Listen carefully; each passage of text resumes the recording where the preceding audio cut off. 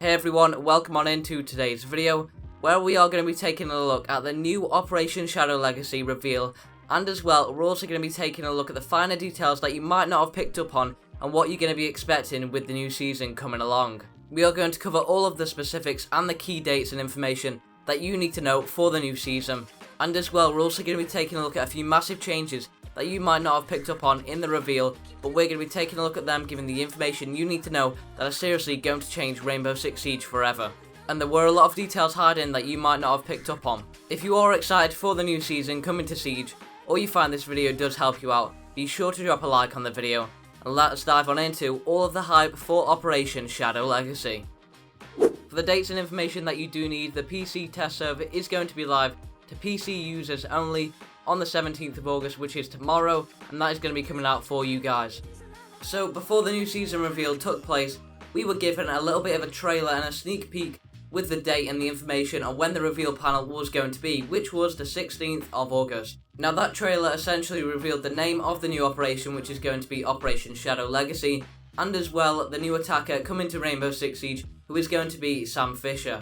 Now at least in the trailer it shows the Splinter Cell star of Sam Fisher, who goes by that name in the trailer. That is what we've been given for the information. His specialist name is Zero. So far we have the name, we've got the new attacker, who is going to be Sam Fisher, also going along the lines of Zero. And then for all of the other information that we've been given access to, or the leaks have been found out before the new season had started and the reveal came into place, we found out that Tachanka was going to be getting a rework. We had the new replay system speculated.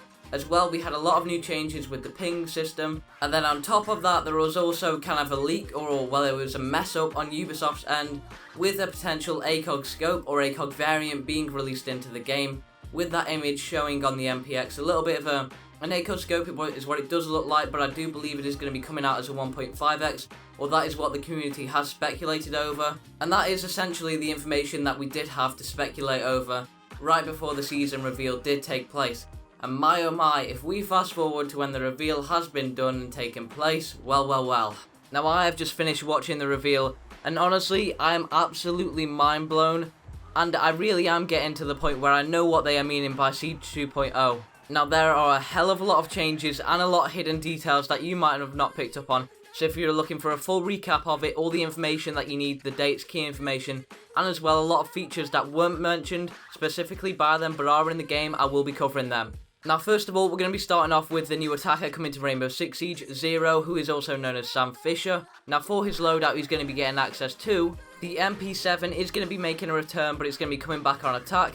And as well, he's getting access to a brand new assault rifle coming into the game, which is going to be the SC3000K. It is an assault rifle, and that is what he's got for his primaries.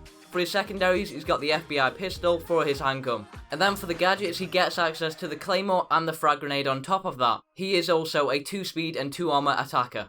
Now as well, we also need to talk about the brand new sights that are going to be coming to Rainbow Six Siege. Like I did say, the ACOG is starting to fade away, and we've got some new sights coming to the game. So first of all, we are going to be getting two brand new sights, which is going to be a new red dot and a new holographic sight. And then as well, we've got two brand new scopes coming into the game. Now the first new scope comes in at a 1.5x zoom level, and then we also have a 2x zoom level. Now the ACOG sight itself was already a 3x zoom sight, which is just to kind of give you a gist of how zoomed in it is going to be. And that ACOG sight is in fact getting a little bit of a nerf, and it's going to be moving down to a 2.5x sight. Now I myself already thought the ACOG sight was a 2.5x scope sight, so you'll have to let me know in the comments on whether you actually knew it was a 3x sight or you thought it was a 2.5 as well. Now as well, they are actually going to be keeping the 3x sight. It's going to simply be changing with a different reticle, so it's going to be completely revamped in that form, and it's only going to be given out to DMRs, so operators like Dokubi with her DMR are going to be given access to it, and an operator like Kaden Goyo with that TCSG is also going to have it. An operator like Frost, for example, is also going to receive one of the 1.5 or the 2x scope onto her weapon, which is really going to change it up, as a lot of operators now, including Bandit with his MP7, is also going to be getting a little bit of a more zoomed in scope, so you could say the Bandit ACOG has returned. And the new attacker Zero is also going to get access to that. On top of that, the Vector's going to be getting a little bit of a buff, and it's going to be given access to the 1.5x scope, which is essentially going to make that Vector very strong, even more strong than it already was. Now as well, there are a lot of more customization features for those scopes. One of them is going to be the sensitivity. You can decrease and increase the sensitivity for the different sights, whether you want a higher one on the 1.5x or a low one on the 2x. As well, you've also got colour customization. You can in fact change the colour of the crosshair that's going to be appearing for your ACOG sights. There's a variety of colours, all the way going from purple, turquoise, red, whatever you want to rock with those customization features. On top of that, also with that sensitivity change. Now onto the map change, Chalet is getting its rework, and what is going to be happening here is you can even go on top of the roof.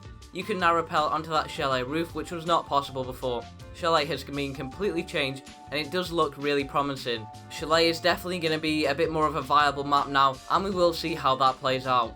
Now that we have covered Zero's loadout, and as well the scope stats are going to be coming to his loadout, we need to move on to his ability.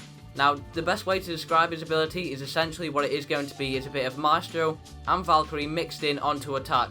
What he does have is he does have his ability which he can fire with his little pistol that it'll shoot out from a range, and then that will now act as a camera. Now what you can do with this camera is, which is really quite special where it comes into play here, is that you can move it between different levels and walls.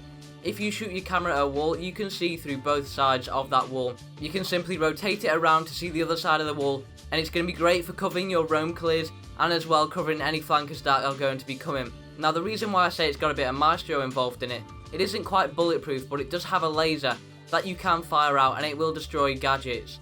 It can in fact set off Goyo shields as well, so that can be an explosive death for the defender if you manage to sneak one into a wall. He does have 4 of these which he can use with his ability. He's got 4 cameras that he can shoot in the round, and as well they are also going to be countered by Wamai and Jaeger, which is another counter for them both. He can take out a wide array of defender gadgets. For example, he can also take out bandit charges, essentially working like a Maestro camera. Now this may sound quite strong, but the fact is he can only take out one bandit charge, for example, as he does only have 1 laser. He can only use that 1 laser in each one camera, so in total he will have 4 lasers. And as well, he can also take out enemies with it and kill them with his lasers on top of that.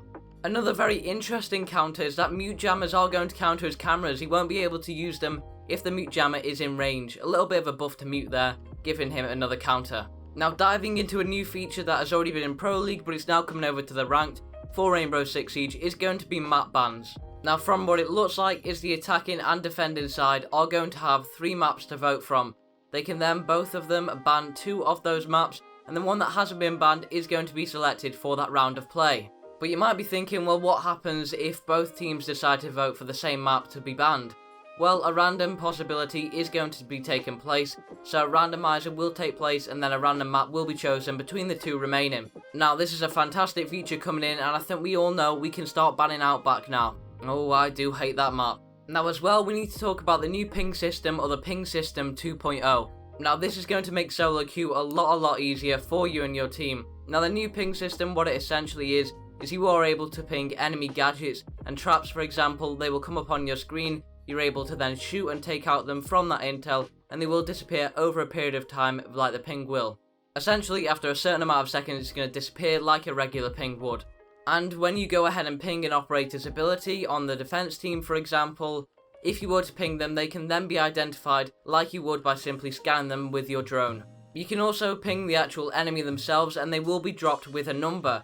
Now what this does mean at the very start of the game is that every player is going to be given a number from 1 to 5. Obviously there's 5 players, so each player on that team is going to be given a number. Now what this means then is that when you go ahead and ping them, their number is going to get associated with their actual player card, and that will be pinged so you can give your teammates a little bit more intel. Now a massive change that is coming to Rainbow Six Siege is going to be essentially a new kind of Hardbreacher Gadget that's being added into the game. And this is going to diversify the play a little when it does come to Hardbreaching. The gadget can be placed down on reinforced walls. What it is going to do is open a small hole that you can vault through and crouch through, which is going to allow you to get into that site. Now each attacker that does carry that gadget is only going to have access to 1, and the operators that I've seen so far with it are going to be Knock, Capitao and Lion.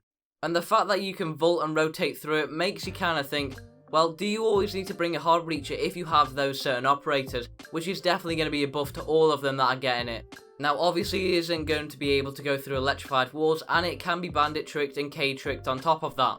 Which also applies to Zero's gadget. Zero's gadget can go through reinforced walls and see through the other side, but it cannot actually go through them when they are going to be electrified. As well, the replay system is also going to be added into Rainbow Six Siege, which is going to make it great for reviewing your games, and it's going to be similar to the way it is set out in Pro League. Now, there is going to be one massive change that all of you solo queuers are going to love, is that a team is now going to be dedicated to 10 reinforcements.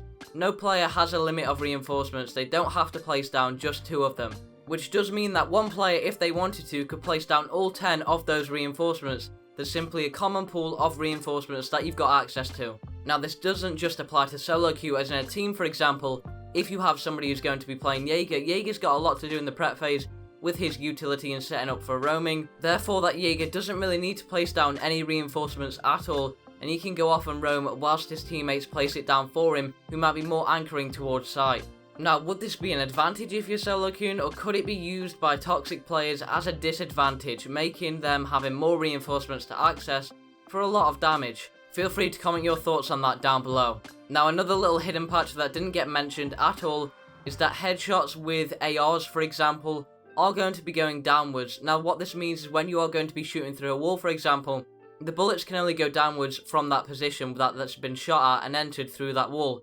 Therefore, there isn't really going to be a random spray when it comes to that, so you won't find yourself getting wall banged from cross map. Now, another massive change is that Thatcher EMPs are going to be reworked, which is going to mean bandit tricking is going to be completely changed as well. With Thatcher EMPs, what it is going to do is disable all defender gadgets instead, such as the likes of goo mines, capcan traps, etc., and as well bandits charges, which is going to mean that when Thatcher goes ahead and throws his EMP down, bandits electro charges are going to be disabled. They'll have to pick them back up and then place them back down again to stop that breach from taking place. On top of that, there is also a new website founded by Siege to track your stats, which is essentially a really clean and minimalistic look that you can use, and it gives you a lot more details. As well, there's also an app for finding teammates, which is going to be very useful. We'll have to see how that plays out. Overall, this season is going to be absolutely insane. With all the changes that we've covered, the meta is going to shift a hell of a lot. There is no Tachanka rework, unfortunately. The test server goes live tomorrow, 17th of August for PC users,